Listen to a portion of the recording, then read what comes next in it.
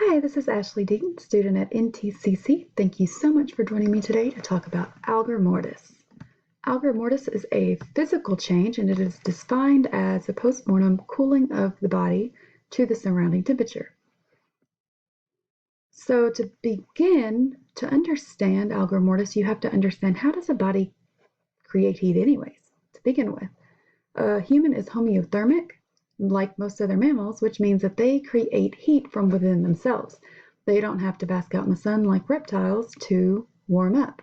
They are always producing heat within themselves through what we call metabolic reactions, more commonly known as metabolism. These small chemical reactions happen all the time. It doesn't matter if you're asleep or if you're active.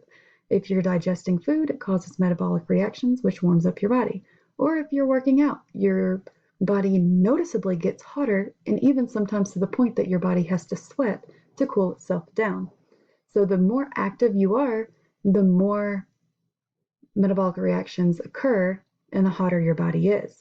So if it's a hot sunny day outside and you go on a run, you start sweating, that's your body's way of cooling off. That means that you've had too many metabolic reactions.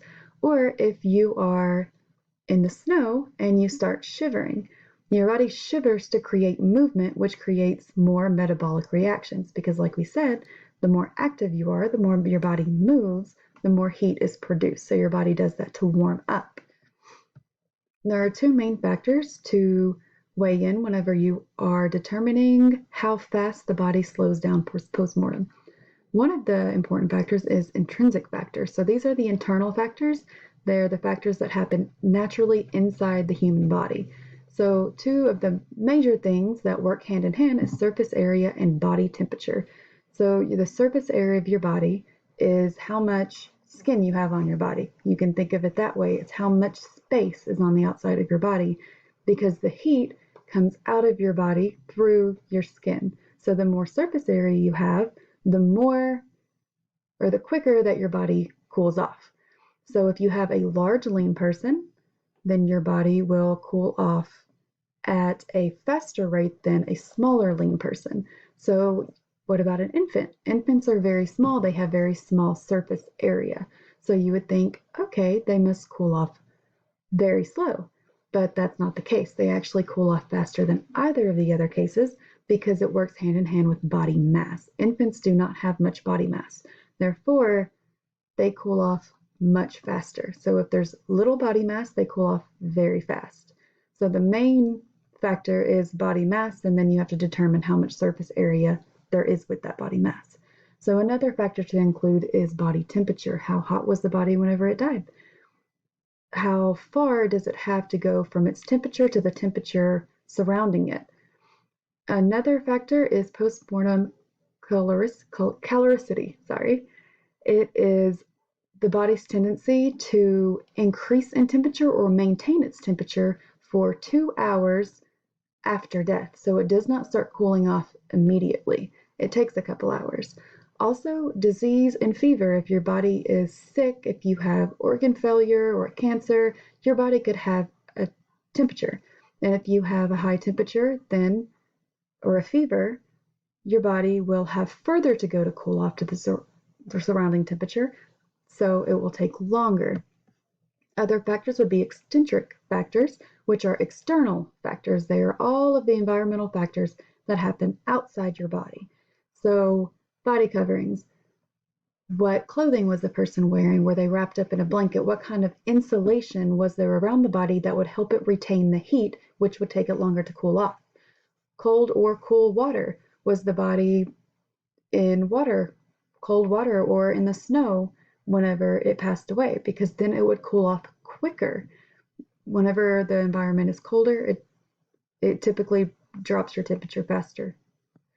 Also, pharmaceuticals. Some medications can affect your body temperature and also affect how your body responds to chemical reactions and changes and physical changes. So pharmaceuticals are going to be another factor that's smaller but relevant in determining the extrinsic factors.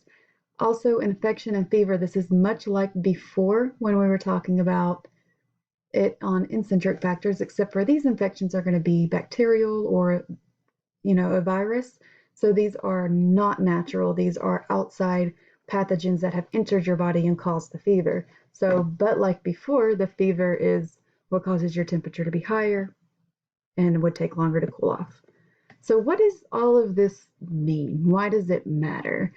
It matters to embalmers much like it matters to forensic scientists, because whenever we have an understanding of Algor mortis, an embalmer can use it. They can shape it around what they need. So an embalmer's goal is to preserve the body for as long as possible so that the family can have a proper goodbye. They can have a viewing and they can have that closure with their loved one.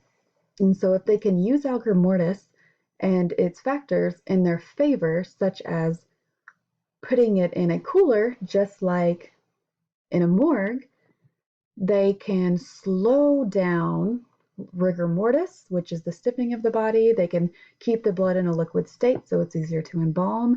Also, colder temperatures kill or enable bacteria, and so it slows down all of the decay that happens in your body post-mortem. And so an embalmer can use all of these factors to their benefit. And if they don't, then it could, if the body's not found right away, or if we didn't know about it, then the liver mortis, which is the stiffening or the postmortem stain of pooling of the blood, could make it very difficult to embalm a body, to make the body look natural, or to even have a viewing at all.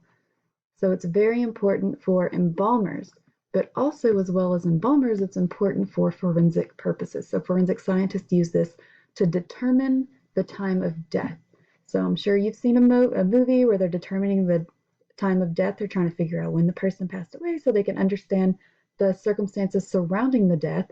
And they do this with using Algor mortis. So they keep a record of the body temperature and the environmental temperature for the past few days, and they can put it all together to estimate the time of death. The way they put it together is through two ways, one being the glazier equation. So this one is used if the environmental temperature is less than the body temperature.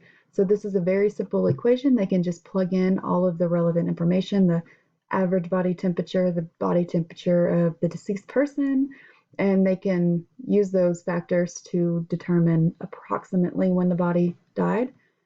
Also, we can look at the second way, which is the hinsky nanogram technique. So this is a graph that is already drawn out. So all they have to do is take the rectal temperature and take the body weight, and they can use this graph to figure out how long ago the body passed away.